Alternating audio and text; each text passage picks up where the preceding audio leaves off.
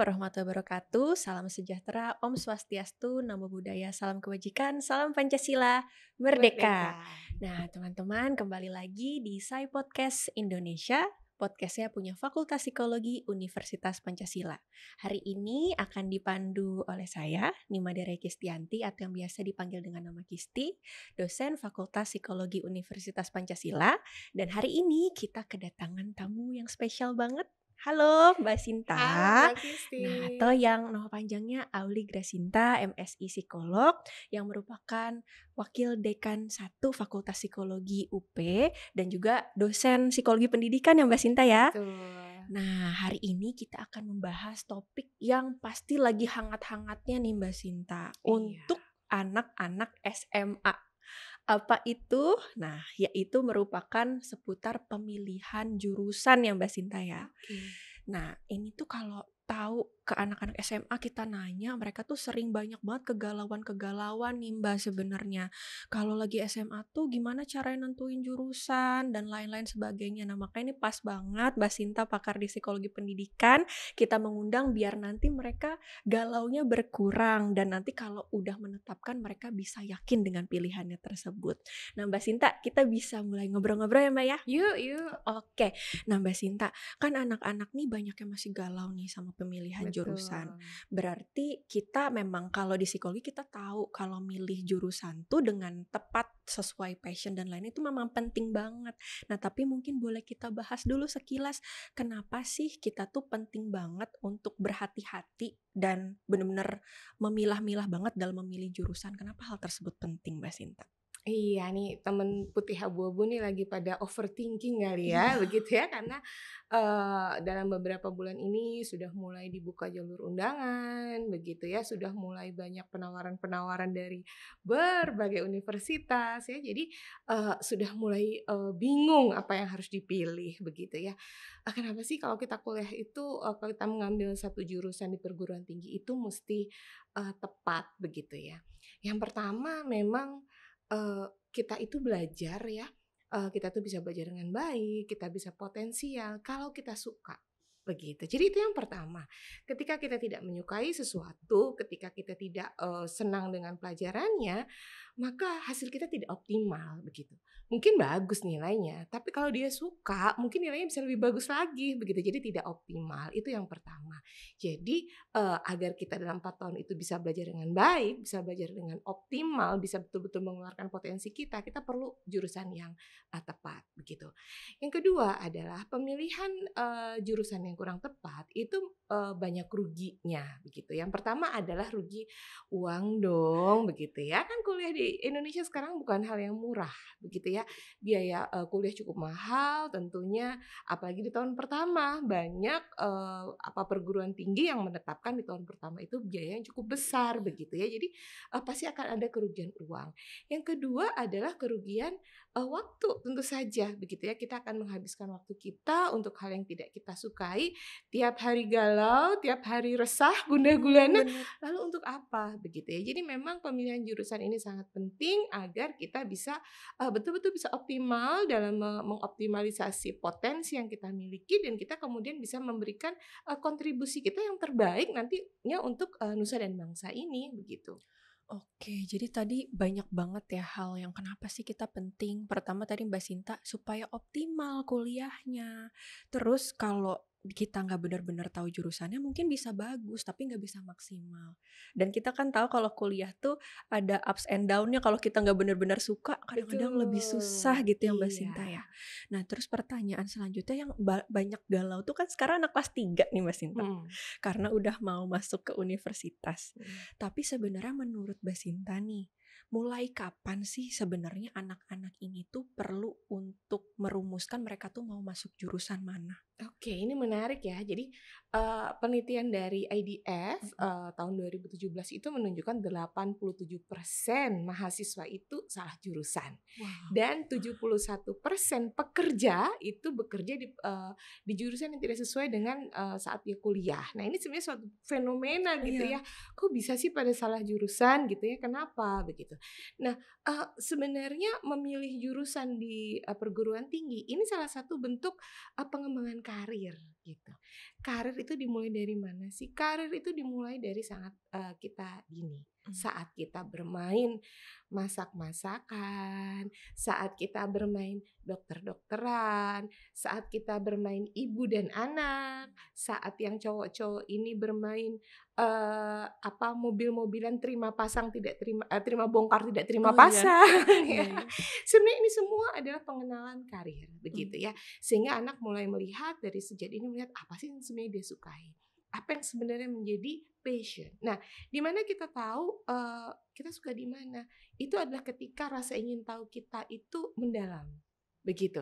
Jadi tadi ya kalau cowok tuh misalnya punya mainan, punya mobil-mobilan, mobil-mobilnya bagus, harganya mahal, dibongkar-bongkar. Buat apa sih? Pengen tahu. Kenapa ya Mmm. mobil ini bisa berjalan lebih cepat dan lain. Itu sebenarnya sudah menunjukkan bahwa oh dia ini punya kesukaan, dia punya passion, dia punya minat pada hal-hal yang sifatnya mekanistik begitu. Nah, ini mulai awal.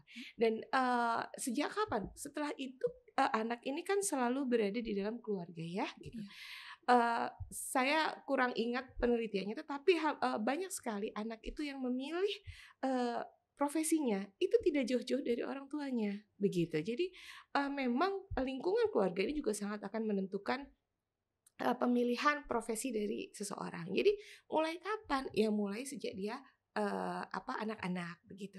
Kemudian mulai SMP dia mulai sudah bisa melihat mata pelajaran apa yang dia suka begitu. Karena Mmm. kalau SD mungkin lebih umum ya, tetapi mulai SMP ini kan ada mata kuliah mata pelajaran yang sifatnya sosial dan ada mata pelajaran yang sifatnya eksakta. Nah, tidak saja suka tetapi juga tadi ada rasa ingin tahu, kemudian nilainya juga bagus dan dia optimal begitu, dia merasa suka di situ. Nah ini sudah mulai SMP. Kenapa? Karena sejak SMP setelah dia lulus dari SMP dia bisa menentukan 2. Dia bisa masuk ke SMA ya, negeri sekolah menengah umum ya, menengah atas atau menengah umum atau dia masuk ke SMK. Begitu, sekolah menengah kejuruan. Di mana sekolah menengah kejuruan ini saat ini di Indonesia sangat banyak ragamnya. Bahkan ada satu SMA di Jakarta itu yang memiliki jurusan karawitan Ya. misalnya, tari misalnya, boga tapi tidak saja boga yang umum ya, tetapi khusus pastry begitu ya. Jadi ini sebenarnya sudah bisa dimulai sejak awal begitu, sejak SD, sejak SMP. Nah SMA dia sudah mulai harus memilih nih di mana saya lebih passion begitu ya, di mana sih sebenarnya saya lebih menyukai, saya lebih optimal, saya bisa mendapatkan nilai yang bagus dan saya bisa belajar yang banyak. Nah, mulai SMA. Kemudian tentu saja setelah dari lulusan sekolah menengah, nah ini harus lebih banyak informasi mengenai pilihan-pilihan jurusan, pilihan-pilihan program studi, serta tuntutan pekerjaan masa depan. Nah, ini Oke. yang tahapannya ya gitu, Mhm. mulai dari kecil, kemudian dia beranjak remaja sampai dengan dia SMA itu sebenarnya sudah hampir masuk dewasa begitu ya. Iya. Itu dia sudah harus menentukan tentu informasinya harus lebih banyak dan akurat gitu. Oke. Berarti tadi menarik banget, Mbak. Ternyata dari kecil banget ya, Mbak, ya. Betul, Jadi podcast ini mungkin tidak hanya bermanfaat untuk yang mau mencari jurusan anak SMA, tapi untuk orang tua yang masih punya betul. anak kecil-kecil ternyata udah bisa mulai kita cari tahu nih, anak tuh interest-nya kemana sih. Kayak tadi anak, tertarik untuk bongkar pasang mobil atau masak-masakan, itu udah kelihatan ketertarikannya sebenarnya Mbak Sinta ya. Betul, dan tugas orang tua adalah memberikan kesempatan ya, memberikan kesempatan pengalaman pada Mmm. berbagai jenis permainan, pada Iya. berbagai jenis ketertarikan karena eee, anak baru bisa akan tahu apa yang dia sukai ketika dia diberikan kesempatan pengalaman, begitu. Jadi jangan dibatasi, anak perempuan kok mainnya mobil-mobilan, anak laki-laki kok main potong rambut, Iya. padahal kita tahu hairdresser paling bagus Banyaknya juga banyak laki-laki. laki-laki Iya begitu iya ya. Jadi bener. berikan kesempatan sebanyak mungkin pada anak untuk dia bisa mengeksplor apa sih sebenarnya pilihan karirnya di Mhm. masa depan. Nah, uniknya adalah anak Indonesia itu hanya 3 ketika ya suka ditanya, Mmm. cita-citanya apa, cuma 3. Apa tuh Mbak Yang Sinta? pertama adalah dokter, Oke. Kenapa? Karena dari bayi, dari kecil anak-anak ini harus ke dokter dan dokter itu dianggap oleh orang tua sebagai sosok otoritas begitu ya. Iya. Kalau nakal nanti disuntik Pak dokter dan sebagainya. Yang kedua adalah polisi. Mhm. Kenapa polisi sama, mungkin waktu kita masih kecil ya polisi itu ada di jalan kemudian dia punya otoritas mengatur lingkungan, dia punya otoritas untuk, menangkap orang Mhm. dan yang ketiga guru. Kenapa guru? Oh. Ya karena setiap hari kalau sekolah dia taunya hanya ibu guru. Begitu. Jadi hanya ada 3 profesi ini menjadi profesi paling favorit bagi anak TK. Mhm. Padahal saat ini profesi itu ratusan bahkan Iya. ribuan mungkin ya begitu. Mhm. Jadi beri kesempatan sebanyak-banyaknya anak untuk bisa mengeksplor, mendapatkan pengalaman untuk dia bisa mencari apa sih sebenarnya karir itu, gitu. Oke, jadi explore sebanyak-banyaknya biar akhirnya yakin gitu ya Mbak Sinta ya? Betul. Nah, untuk anak-anak nih Mbak, yang sekarang SMA masih galau banget akhirnya karena mungkin dulunya belum terlalu banyak explore, terus masih sampai sekarang bingung karena taunya hanya profesi itu aja, tapi kok nggak ada yang cocok gitu. Ada nggak tips tambahan dari Mbak Sinta yang bisa membantu mereka untuk menemukan, oh ternyata saya sukanya di sini loh gitu. Oke. Jadi memang kunci untuk, kita mencari jurusan yang tepat itu pertama adalah kenali diri gitu Mhm. ya. Kenali diri kita. Kita lihat kita dulu seperti apa, kita sukanya apa dan sebagainya. Kalau nggak tahu juga tanya sama orang terdekat atau significant others Iya. ya, itu bisa orang tua, Mhm. itu bisa, apa, kakak adik, itu bisa nenek dan sebagai orang-orang terdekat kita. Kalau masih belum puas juga atau kita merasa belum mendapat, masukan, kita bisa tanya ke guru BK di sekolah. "Saya ini cocoknya di mana sih?" Guru BK punya berbagai macam metode untuk bisa menemukan siapa diri kita. Tapi ada satu juga yang harus, dilakukan, Mhm. yang sangat bisa dilakukan dan profesional dan objektif adalah melakukan tes psikologi, Oke. tes minat dan bakat. Nah, tes minat dan bakat itu sebenarnya bukan kemudian tiba-tiba nih saya lihat, satu anak, teman putih abu-abu gitu, "Wah kamu pasti cocok di sini." Bukan Bukan kayak begitu ya, cenayang ya? bukan kayak Oke. Mama Loren ya. Tetapi kemudian kita diberikan, pertanyaan-pertanyaan, kita diberikan, dilakukan metode-metode supaya kita bisa self, reflecting begitu ya. Kita Mhm. menyampaikan apa sih sebenarnya kesukaan kita, minat kita dengan berbagai alat tes sehingga kemudian bisa tertemukan apa sih sebenarnya, apa minat, Mhm. bakat, kemampuan, kekurangan, kelebihan-kekurangan kita yang akhirnya bisa diarahkan pada jurusan-jurusan tertentu. Jadi kita bisa, melakukannya secara pribadi ya tadi ya sendiri begitu ya. Kemudian kita bisa bertanya kepada lingkungan terdekat, Mhm. significant others, guru dan sebagainya atau orang-orang yang kita anggap, kompeten dan yang terakhir kita juga bisa melakukan tes, minat dan bakat untuk kita tahu sebetulnya kita yang, ada di mana begitu. Oke oke Mbak Sinta. Nah itu menarik teman-teman. Berarti kalau kita bingung nih mikirin sendirian sampai mumet, aku tuh kelebihannya apa, passionnya apa. Gak apa-apa untuk nanya sama orang, tadi ke guru, orang tua, bisa juga ke guru BK. Jadi nanya, Bu ada gak sih caranya saya menemukan passion saya gitu ya. Tapi tadi satu lagi yang tidak kalah menarik adalah bisa juga dengan tes psikologi gitu. Jadi untuk benar-benar tahu kita tuh kepribadiannya seperti apa, terus passionnya kira-kira bisanya kemana, minat bakatnya di mana, kayak gitu. Nah Mbak Sinta, kemarin kan kita di Instagram nih @psikologi UP Mmm. udah sempet bikin kayak question box gitu. Ada nggak sih kegalauan-kegalauan teman-teman putih abu yang pingin ditanyakan nih ke kita, ke Mbak Sinta sebagai psikolog pendidikan? Karena nantinya kita bisa bahas gitu ya Mbak ya. Oke. Nah saya izin untuk membacakan ya Yuk. beberapa.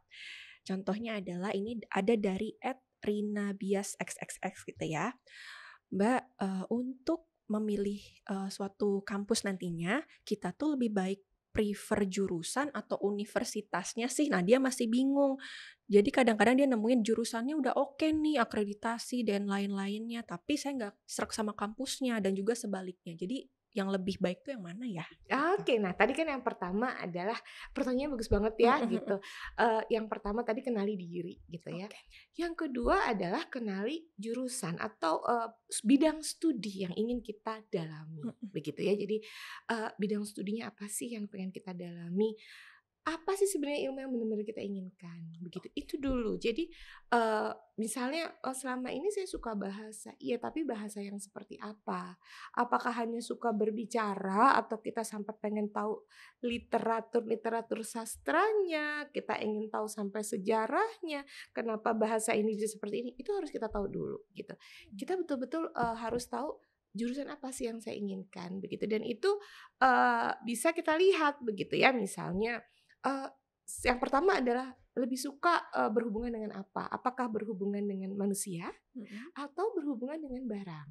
Nah, itu dulu pertama. Oh, Biasanya jurusan-jurusan yang sosial itu adalah orang yang lebih suka berhubungan dengan orang lain, dengan manusia, mhm. begitu ya. Tetapi jurusan-jurusan eksakta itu biasanya lebih menuntut kita untuk berhubungan dengan barang, begitu. Oh, Nah, kalau jurusan ekonomi ya barang juga sih, tapi dengan uang begitu ya, dengan angka. Nah, ini kita lihat dulu begitu. Nah, kemudian kita cocokkan, apa sih program studi yang betul-betul menjadi minat saya, begitu. Nah, program studi ini juga kita harus kaitkan dengan, pekerjaan-pekerjaan di masa depan begitu ya. Memang sampai saat ini pekerjaan pertama, yang paling banyak ya, masa depan tuh masih terkait dengan IT begitu iya. ya, sampai saat ini gitu. Tetapi, jurusan sosial itu saat ini juga sangat dibutuhkan begitu ya, ke depannya akan sangat dibutuhkan karena apa? Karena IT ini tidak bisa berdiri sendiri tanpa sentuhan manusia begitu Iya. ya, jadi ini juga sangat dibutuhkan. Jadi kita, perlu lihat ke depannya apa nih gitu. Dan yang pasti kita perlu eksplor satu-satu jurusan itu apa. Misalnya ada satu jurusan namanya, kebijakan publik. Apa sih? Belajar apa sih itu? Kita pelajari. Administrasi negara. Apa sih? Nanti kalau dia sudah lulus dia bisa jadi apa saja. Saya kepengen jadi diplomat, tapi saya tahu masuk HI itu luar biasa susahnya Iya. di semua universitas. Kira-kira kalau saya masuk administrasi negara bisa nggak? Oh bisa, karena nanti, eee, kerja di Deplu itu tidak hanya butuh anak HI gitu ya. Mhm. Oh kayaknya administrasi negara bisa karena kita kan paham negara. Nah ini, perlu dipelajari begitu ya. Walaupun juga kita ada ya list beberapa jurusan yang, akhirnya disesali gitu ya. Iya iya. Itu juga kemarin keluar tuh gitu ya, Mhm. beberapa yang disesali gitu. Tetapi, sebenarnya, tadi, apa namanya, jurusannya dulu. Kenapa? Karena tadi, ketika kita suka dengan suatu, bidang studi, kita akan apa ya, menggunakan daya upaya energi kita untuk belajar di situ sehingga hasilnya optimal. Dan ketika hasilnya optimal, mau kuliah di mana saja ini menjadi baik, begitu. Iya. Walaupun kita kuliah di satu universitas yang sangat besar, Mhm. tetapi kita males-malesan, IPK kita nasakom, tahu nasakom? Nasib 1, Nasib 1 koma terus ya, heeh. 3 semester kita di DO, ya Mhm. untuk apa? Begitu ya. Jadi yang pertama memang adalah bidang studinya. Yang kedua adalah kita memang harus setelah itu baru kita harus melihat bidang studi kita itu adanya ada di mana, gitu. Contoh, ada satu misalnya apa namanya, jurusan misalnya statistik begitu ya, Iya. statistik. Saya mau masuk UI statistik. Kita lihat dulu jurusannya, sekarang akreditasinya apa, Oh, begitu ya.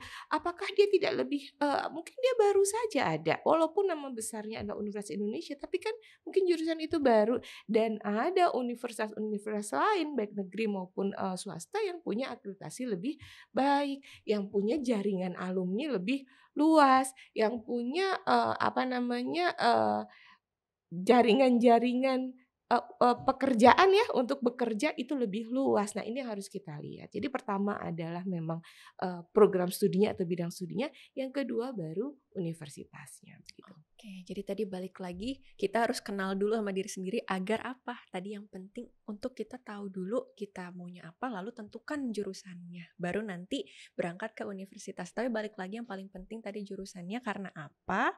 Nanti kalau kita nggak benar-benar sreg, jadi rasanya berat banget ya Mbak Sinta ya untuk Betul. menjalani perkuliahan Iya. dan Tapi ada sebenarnya ingin teman-teman putih abu-abu nggak usah galau ya, gitu. gimana Maksud Mbak saya Sinta? gini, eee eee, apa, kalau kita salah jurusan gitu Mhm, ya, kalau toh kita sampai salah jurusan, mhm, itu bukan aib kok gitu, ya, itu bukan aib gitu.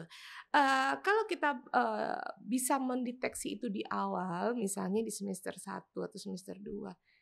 pindah jurusan boleh kok, begitu Mmm. ya. Kayaknya kok saya nggak passion ya, tapi tentunya harus didukung data-data ya gitu. Apakah betul, apakah bukan karena males aja nggak punya temen dan sebagainya, harus dengan data. Kita boleh kok pindah jurusan dan kemudian, punya cukup waktu, yang penting tadi visinya jelas. Saya mau masuk jurusan ini di universitas ini, itu visinya harus jelas dulu gitu. Oke. Kalau toh, wah kesempatan ini saya nggak bisa, nggak apa-apa kok untuk mengulang begitu ya. Nah, kalau misalnya sudah sampai semester 4 semester 5 gimana, Mbak? Mmm, kalau seperti itu tentu sudah banyak energi yang kita keluarkan ya. Ya kita harus berusaha untuk optimal di jurusan kita, begitu. Kita harus optimal di jurusan kita, kenapa? Karena nanti setelah kita lulus, bagaimanapun yang dilihat adalah, kinerja kita ketika kita, di perguruan tinggi. Tapi saya nggak passion. Nah, Anda bisa menambah dong dengan, pengetahuan-pengetahuan Anda passion. Nggak sedikit kok anak, psikologi yang kemudian dia juga ambil, desain grafis di Oh, luar, iya. anak psikologi yang juga kemudian ngambil, bahasa di luar, itu bisa dilakukan begitu ya, tentu saja kalau sudah cukup lama dan, kuliah atau perguruan tinggi ini sebenarnya tidak belajar hanya ilmu dari bidang studi itu. Kalau kita di teknik kimia, itu ya nggak berarti semester 1 sampai semester 8 tuh belajarnya kimia aja, tiap hari enggak, kita Mhm. tuh belajar banyak dan yang paling penting dari perguruan tinggi adalah belajar, memecahkan masalah, belajar berpikir dengan logis, belajar berpikir sesuai dengan kaidah-kaidah ilmiah agar kita bisa menyelesaikan masalah negara dan bangsa ini dengan baik, begitu Mbak Iya, Kisti. oke.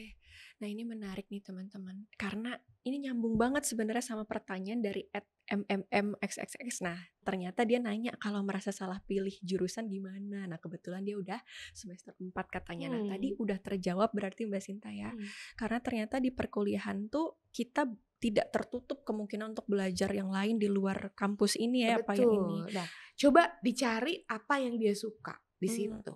Apakah karena temen-temen kalau misalnya udah deh saya tuh nggak suka sama ini, tapi kan sudah di tengah jalan ini ya sayang sekali akan rugi banyak kalau kita iya, harus mundur. Coba cari apa yang disuka, nggak mungkin dong dari seluruh mata kuliah ini tidak ada yang disukai. Apakah yang disukai adalah mungkin organisasi, apakah yang disukai adalah teman-teman, apakah dari sekian mata kuliah ada satu atau 2 yang dia sukai. Nah ini optimalkan di situ, mhm. begitu. Optimalkan di situ, berikan, apa, eee eee apa ya namanya ya, aksesoris kita di situ gitu, maksudnya gini, saya memang nggak suka ini, tapi saya tetap harus memberikan, nuansa saya, Iya, keunikan saya di sini gitu. Saya memang nggak cocok anak TI, tapi saya bisa kok bikin TI yang lucu-lucu gitu, misalnya yang pakai Korea, misalnya kayak gitu iya, ya kalau iya. kita emang nggak passion. Jadi tetap kita harus menyelesaikan itu karena kita sudah terutama udah semester 4 ya gitu ini, tetapi tadi kita harus menambah dengan, hal-hal yang memang kita sukai begitu dan Oke. rasanya kalau kita menemukan apa yang kita sukai dalam satu situasi yang tidak menyenangkan, akan jadi menyenangkan kok, gitu. Asal kita tadi pandai untuk mencari apa sih yang sebenarnya kita sukai, mungkin teman-temannya, kampusnya ya, Mhm, dosen-dosennya keren-keren, mungkin itu yang iya. menjadi fokus kita, begitu. Lalu kegiatannya juga ada macam-macam di kampus Betul, ya, Mbak Sinta begitu, ya? Iya, seperti itu jawabannya. Nah, ada juga nih, ini adalah kegalauan yang banyak banget, Mbak Sinta. mmm. Jadi, pertanyaannya adalah, memilih jurusan yang sesuai dengan diri kita inginkan, atau yang diinginkan oleh orang tua? Nah, gimana tuh, Oke, Mbak? betul ya. Jadi dari 87% salah Iya, jurusan yang disampaikan oleh IDF itu, yang pertama, salahnya adalah karena mengikuti teman. Ya, itu wah juga iya, banyak terjadi, teman-teman komunikasi semua, ya udah deh saya komunikasi padahal kita nggak tahu komunikasi itu apa, kita nggak passion, dan kita, nggak pengen, tampil depan umum dan sebagainya ya, mhm, jadi nggak sesuai. Itu yang pertama dan yang terakhir adalah karena keinginan orang tua, begitu. Nah, inilah pentingnya adanya komunikasi sejak dini, begitu. Adanya, perbincangan, obrolan terkait dengan, karir ke depan, begitu. Nah, tadi kan saya sudah sampaikan bahwa sebagian besar anak itu juga akan memilih karir yang tidak jauh-jauh dari orang tuanya. Nah, biasanya, orang tua itu kalau memilihkan karir anaknya, yang anaknya tidak suka karena pertama impian orang tuanya sendiri gitu ya, jadi cita-cita orang tua yang tidak tercapai gitu ya. Yang kedua, orang tua mungkin juga sudah melihat adanya opportunity, adanya prospek yang bagus pada jurusan tersebut, begitu. Jadi jangan suuzon dulu gitu ya. Jadi ada, nggak ada kok orang tua yang nggak pengen anaknya nggak bahagia gitu ya, tetapi, orang tua mungkin mengarahkan, agar kita karena dia sudah tahu prospeknya. Tetapi ini harusnya bisa dibicarakan di awal dengan, kita juga harus menyajikan data-data. Kita harus menyajikan reasoning-reasoning agar orang tua juga bisa memahami kita, begitu. Jadi ini memang, harus ada proses komunikasi ya, harus ada proses, saling mengerti, saling memahami. Saya rasa, ya memang orang tua itu tidak, hidup di zaman, kita saat ini begitu, tetapi ketika kita bisa memaparkan, "Ini loh ke depannya akan seperti ini passion saya seperti ini," tentu juga akan bisa menjadi, masukan bagi orang tua, begitu. Oke, nah buat yang masih galau, nah tadi Mbak Sinta udah menjelaskan kalau jangan suuzon dulu sebenarnya ya, karena orang tua terkadang sudah melakukan survei juga apa yang baik, apa yang dirasa cocok. Namun apabila kalian memang merasa tidak cocok dengan itu, reasoningnya pun harus jelas ya Mbak Sinta Betul, ya. dan sekarang itu banyak sekali, kita bisa melihat turunannya misalnya, Oke. orang tua saya maunya saya kedokteran, tapi saya nggak suka, saya geli lihat darah. Ya ambil misalnya fakultas-fakultas yang memang terkait dengan bidang kesehatan seperti, fakultas kesehatan masyarakat ya, kan itu tidak pegang orang luka begitu ya, atau fakultas farmasi yang juga jurusannya adalah menolong orang, atau psikologi yang juga sebenarnya, jalurnya juga tujuannya adalah menolong orang begitu. Jadi jangan jangan berhenti pada orang tua saya maunya kedokteran ya kedokteran. Nah, kita bisa berikan, sampaikan pada orang tua, "Ini loh, prodi-prodi lain yang Mhm. memang, sesuai," begitu. Kita juga harus memikirkan bahwa, eee, ada hal-hal yang orang tua inginkan ya, harapkan. Misalnya pengen anaknya jadi insinyur. Nah, insinyur itu kan banyak ya, gitu. Iya. Ada kalau kita bicara teknik sipil ya Mhm. kita akan, belajar dengan bata-bata, tapi coba teknik industri. Teknik industri itu adalah, salah satu, jurusan yang teknik tapi sebenarnya banyak manajemennya, ada psikologinya. Nah, jadi kita, upayakan agar nah ini harus terjadi komunikasi ya gitu, mungkin jurusan yang diinginkan orang tua tetapi kalau kita tidak setuju kita bisa berikan beberapa, alternatif gitu. Teknik informatika dengan sistem informatika aja beda gitu ya. Nah, Iya. hal-hal seperti itu harus disampaikan kepada orang tua agar orang tua juga bisa memahami, adanya berbagai program studi baru yang ada di, Indonesia saat ini gitu. Oke, baik. Terima kasih Mbak Sinta.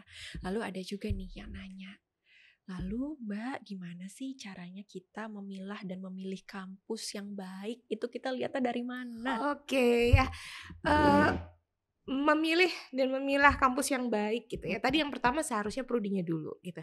Kalau kita mau lihat satu, prodi bagus atau tidak, pertama memang lihat akreditasi, itu pertama. Kenapa? Karena akreditasi ini, standar ya Mhm. seluruh Indonesia, dia standar, dia, berlaku di, semua begitu ya, yang pertama akreditasi. Akreditasi ada akreditasi nasional, ada juga akreditasi internasional begitu ya. Tentunya kalau sudah mendapat akreditasi internasional, rankingnya bisa lebih tinggi begitu. Yang kedua juga jangan jangan, lupa untuk selalu melihat adanya ranking-ranking ya. Ada ranking versi, BAN-PT, ada ranking versi INA, INDU, ya banyak sekali. Nah itu sebenarnya bisa menjadi masukan walaupun tidak semua sama gitu ya. Mungkin di ranking A universitas ini unggul, di ranking B. Nah itu memang agak beda-beda karena penilaiannya beda-beda. Tapi kita bisa melihat, itu rankingnya atau akreditasinya, itu yang pertama. Yang kedua kita juga mesti lihat hasil-hasilnya atau Mhm. apa sih yang ada di masyarakat. Misalnya nih kita fakultas psikologi nih ya Mbak Iya. Kisti ya, wah dosen-dosennya sering ada di TV ya gitu Nah, ya. iya. Wah ada, di podcast Instagram-nya keren ya, maksudnya banyak sekali kegiatan, itu juga perlu kita lihat begitu ya. Jadi, kemudian banyak mahasiswanya yang berprestasi. Misalnya mungkin ada satu universitas di Bandung yang kita nggak pernah dengar tapi kok juara terus ya. Nah, ini juga Ya, bisa menjadi, masukan bagi kita. Jadi, kita harus gather all the information ya, tetapi tadi untuk menentukan, universitas itu baik atau tidak, yang paling mudah, standarnya adalah akreditasi, gitu. oke, yang paling mudah akreditasi. Nah, sebagai contohnya di psikologi UP sendiri akreditasinya sudah A ya Mbak Sinta ya? Ya, sudah ayah. Oke, sudah A. Dan kalau teman-teman tadi ada yang nanya, ininya mendingan jurusan atau universitasnya? Nah, kebetulan di psikologi itu A, dan kalau di Universitas Pancasila apa nih Mbak Universitas akreditasinya? Pancasila sejak 31 Januari 2023, kalau yang lalu A, Mhm. sekarang kita unggul, begitu ya. Wah, Kita unggul sehingga, oh ya ini bocoran nih ya, mhm. hanya 45 universitas loh, 45 perguruan tinggi di Indonesia yang saat ini sudah menerima akreditasi unggul. Dari sekitar 4.500 atau sekitar 1,0%